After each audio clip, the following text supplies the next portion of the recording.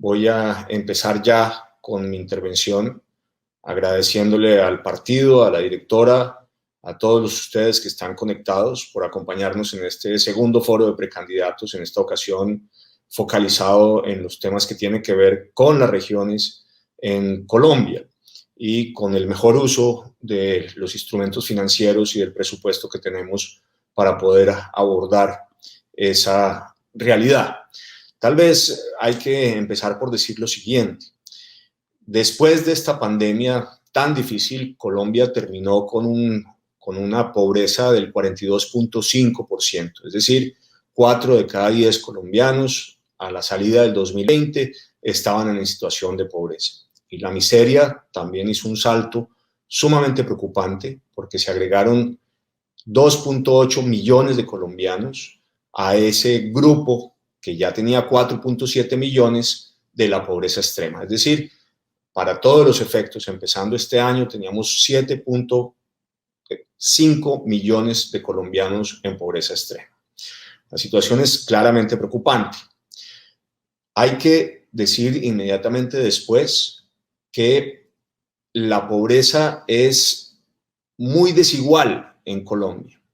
Hay municipios que tienen índices de desarrollo humano muy parecidos a los de los países medio altos europeos, mientras que en otras regiones del país y en otros municipios, en particular los de mayor ruralidad, los índices de desarrollo humano son casi iguales a los de los países más pobres del planeta en Asia o en África. Es evidente que hay una profunda diferencia e inequidad de carácter regional.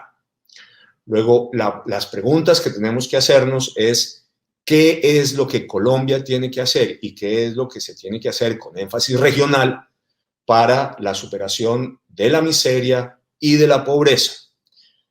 Para eso hay unos instrumentos que son el Sistema General de Participaciones, el Sistema de Regalías y las otras áreas y componentes e instrumentos que nos da el presupuesto del país. Dicho esto, hay que hacer algunos énfasis muy importantes. Muchísimos de los municipios del país no cuentan con las capacidades para salir de la trampa de la pobreza. Ayer estaba de correría en el Atlántico y fui a un corregimiento que se llama Isabel López, en el municipio de Sabana Larga. Lo primero que impacta es que no hay acueducto y alcantarillado y por tanto las aguas negras corren por las pequeñas vías, la mayoría de ellas sin pavimentar del municipio. El olor golpea muy fuertemente y la comunidad manifiesta que por cuenta de que no hay agua potable en el municipio, incluso el nuevo colegio, un colegio que se terminó de construir hace poco y que está listo para ser ocupado y que es una gran necesidad del municipio y del corregimiento, no puede entrar a funcionar porque no están autorizados los colegios que no tengan agua potable, lo que es entendible.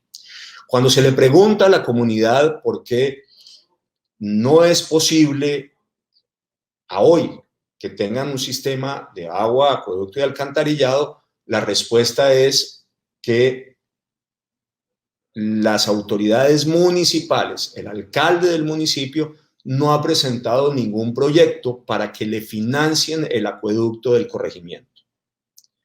Y cuando se acerca uno a preguntar por qué el municipio no ha presentado ese proyecto, la respuesta es que el municipio no tiene recursos, ni capacidad institucional, ni recursos financieros, ni humanos para poder presentar el proyecto. Y ahí entramos en una trampa permanente de pobreza. Debilidad institucional, ausencia de capital humano calificado, baja competitividad, aislamiento geográfico, duramos 1 hora y 45 minutos para llegar al corregimiento desde Barranquilla, y ustedes saben que el departamento es muy pequeño, deberíamos haber durado mucho menos, solamente en el peaje gastamos 30 minutos, en fin, el problema al final es que todas esas características que se dan en el corregimiento de Isabel López, pero que se repiten en centenares de municipios del país, muestran los problemas que tenemos que afrontar. Ahí juega un papel vital el Sistema General de Participaciones, porque es el que debería resolver las necesidades básicas en términos de salud, educación y agua potable. Pero el sistema tiene las fallas que yo he señalado. ¿Qué creo en este punto en particular que hay que hacer? ¿Cuál es la solución? La apuesta de fondo es que la institucionalidad del Estado Nacional en aquellos municipios que no cuenten con el capital humano, que no cuenten con los recursos financieros para poder producir los proyectos que les permitan superar sus debilidades en salud, educación, agua potable, acueducto y alcantarillado, sean esos proyectos preparados desde el Estado central para que no se aumente aún más el retraso ya existente. Repito, ese es el único camino. Si le seguimos apostando a que los municipios, esos pequeños municipios, hagan los proyectos para salir adelante, no lo vamos a conseguir. De manera que ese es un punto que termina por ser básico. Pero el segundo, lo que está claro es que los municipios más pobres del país deberían recibir un porcentaje per cápita notoriamente superior al promedio nacional del Sistema General de Participaciones y mayor al de los municipios más ricos o aquellos que por su actividad productiva pueden generar recursos propios. El Sistema General de Participaciones, repito, tiene que establecer una gradualidad en virtud de la cual se mapee el país y se establezcan porcentajes mayores per cápita por cada uno de sus habitantes en los municipios más pobres y menos en los municipios que van aumentando sus niveles de ingreso. Es decir, hay que hacer un sistema general de participaciones con progresividad y donde los mapas sean coincidentes en que los municipios más pobres son los que tengan mayor per cápita municipal en el sistema general de participaciones. Así que creo que ese es un elemento que termina por ser fundamental. El segundo es que hay una potencialidad fiscal en las ciudades grandes e intermedias no suficientemente aprovechada. Determinados los costos que tienen ciudades como Bogotá, Medellín, Cali, Barranquilla, las grandes ciudades y las ciudades capitales deberían hacer un esfuerzo mayor en términos de la financiación de sus necesidades de educación y de salud. Ahí hay una potencialidad fiscal enorme que permite una mejor utilización de los recursos, que les permite a ellos, con base en sus recursos, no acudiendo a los recursos generales del Estado, resolver estos problemas de educación y salud. Dicho esto, hay un tercer elemento que hay que poner sobre la mesa, que tiene que ver con el Sistema General de Regalías, que son los recursos que trasladan, sobre todo desde la actividad energética, al presupuesto nacional y de ahí a los municipios y a las regiones. Para el bienio 2021-2022, el presupuesto del Sistema General de Regalías es de 22.2 billones de pesos. Esos recursos equivalen a un monto superior a lo que se busca recaudar por parte del Estado con la nueva reforma tributaria, que es de alrededor de 15 billones de pesos. De manera que uno podría sostener que el Sistema General de Regalías hoy tiene recursos que son superiores a todo el recaudo de la nueva reforma tributaria y además casi 7 billones de pesos adicionales. Muy bien, lo que está claro entonces es que el Sistema General de Regalías es una alternativa clave para muchos departamentos y municipios del país que les va a permitir impulsar reactivación, crear empleo, dinamizar sus economías. Pero fíjense ustedes el problema. El historial de la asignación y ejecución de los recursos de regalías muestra que el grueso de ellos se queda engavetada. Para que ustedes tengan una idea, de esos 22.2 billones de pesos que hoy están en el Sistema General de Regalías en su presupuesto bienal, solamente se han asignado 2.5 billones de pesos, algo más del 10%. Quedan 19.7 billones de pesos por comprometer. Y ese no es solamente un problema de este bienio, ni se puede sostener que es resultado del el confinamiento. En el bienio anterior, 2019-2020, se quedaron 13.7 billones de pesos por comprometer, y cuando ustedes van examinando hacia atrás, pasa exactamente lo mismo. Hay un grueso sustantivo de recursos del sistema general de regalías que no se usa. Estamos desperdiciando los recursos que son vitales para los presupuestos de los departamentos y los municipios del país. De manera que, dicho esto, uno tendría que volver a insistir en la necesidad que tenemos de fortalecer la capacidad institucional de departamentos y municipios para generar los proyectos que permitan ejecutar los dineros que hay en el Sistema General de Participaciones y en las regalías, y que tenemos que suplir desde el gobierno central la ausencia de recursos financieros y de capital humano en los departamentos y las regiones más pobres para que no queden permanentemente más rezagados. Hay un segundo elemento que quiero plantear que creo que es vital. La planeación tiene que hacerse con enfoque regional.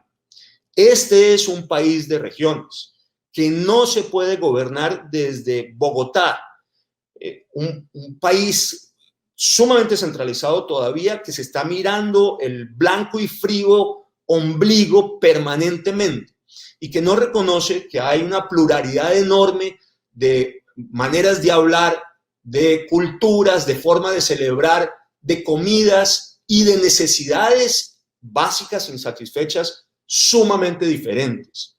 El planeamiento tiene que ser un planeamiento que consulte y se construye desde las regiones, no desde Bogotá, un planeamiento que se haga desde las regiones, no desde el escritorio.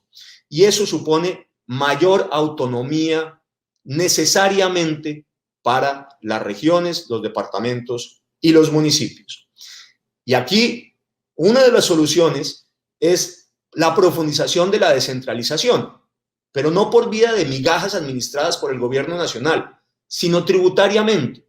Creo que, por ejemplo, el país tiene que empezar a pensar en que el IVA empiece a ser en sus ingresos parcialmente departamental, es decir, que lo que se recoja por IVA no vaya al presupuesto general de la nación, sino que vaya al presupuesto de los departamentos, empezando por porcentajes bajos e irlos aumentando cada vez más para que haya mejor presupuesto. Claro, en todo caso, la pregunta que va a ser de parte de todos es cómo garantizamos, y este es el cuarto punto, que ese aumento en los presupuestos de los departamentos y los municipios no se pierda vía corrupción. Ahí tenemos un gran desafío. Y lo curioso es que en este punto en particular, el camino no es fortalecer las contralorías departamentales o municipales, que la mayoría son simplemente un foco de corrupción, cómplices del robo de los recursos públicos y unas cuevas de Rolando que solamente satisfacen a los políticos regionales y locales porque les dan burocracia. Yo creo que hay que fortalecer la Contraloría General de la Nación, hay que tener mejores veedurías ciudadanas y mayor participación ciudadana en el control de los recursos públicos, y hay que, por supuesto, generar mecanismos que permitan implementar más los pliegos tipo y, sobre todo, reducir los espacios de contratación directa. Porque cuando uno aplaude los pliegos tipo, olvida que en Colombia solamente 1 de cada 10 contratos se adjudica vía licitación o concurso. Los otros 9 son contratación directa. Y ahí hay que cerrar esa brecha para reducir los riesgos de corrupción. De manera que sí, definitivamente, mucho más recursos para las regiones, sí, definitivamente una planeación desde las regiones, no desde el escritorio, no desde Bogotá, sí, definitivamente fortalecer la capacidad institucional de los departamentos y los municipios más pobres o suplirla directamente desde el gobierno central cuando esa capacidad institucional o financiera no exista. Sí, sin la menor duda, mejor uso de las regalías, pero todo ello acompañado de sistemas de control, de lucha profunda contra la corrupción. Ahora, dicho esto, hay que plantear algunos elementos que son claves en materia de infraestructura. Hemos avanzado mucho en carreteras, eso es verdad, aunque hay todavía unas 4G pendientes que son vitales. Pero si ustedes me preguntan, yo creo que el gran desafío hoy es doble. ¿Cómo le entregamos mucho más dinero y generamos muchas vías terciarias, vías veredales, para que el campesino y los municipios y los corregimientos más pobres tengan facilidades de comunicación con los centros urbanos de mayor importancia y con los mercados que hay en esos centros urbanos. Más rápido, más fácil, más seguro.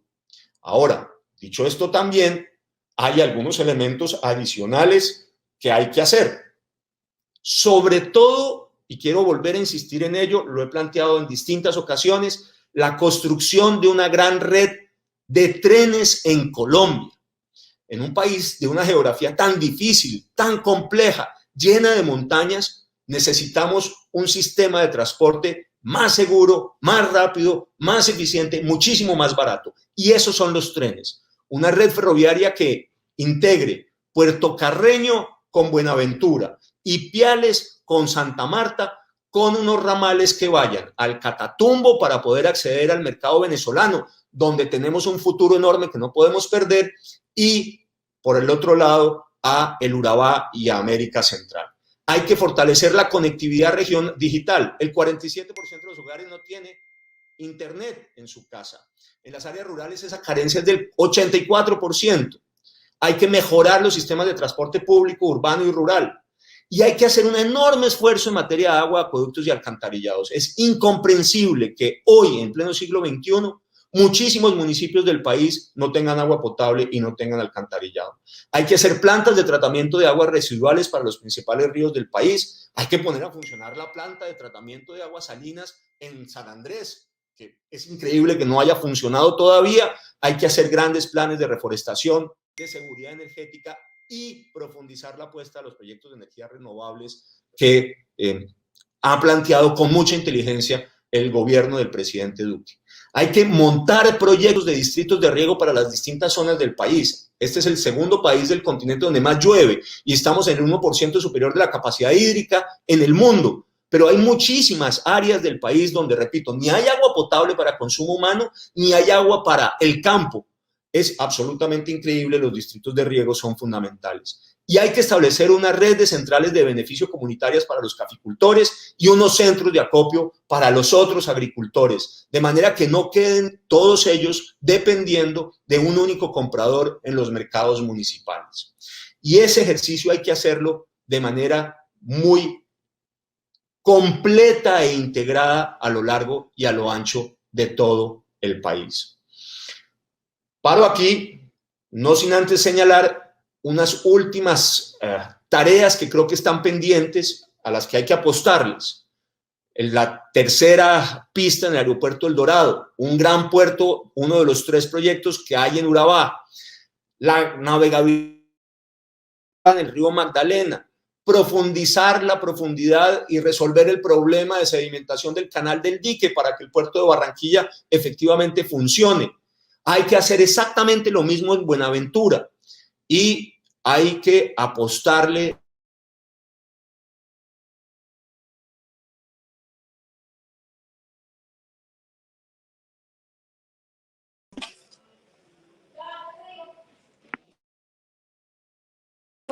Perdón, déjenlo que termine la frase, por favor.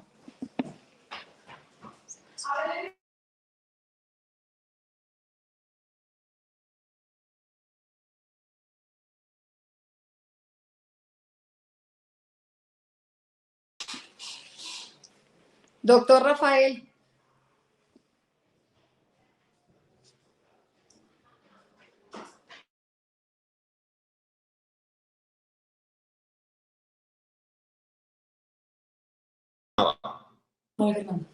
Bueno, entonces, doctor Rafael, ¿quiere terminar la frase? Aunque se nos pasó 2 minutos. No, yo solamente dije que ya, que terminaba, que muchas gracias y que aquí estoy para el momento en que tengamos el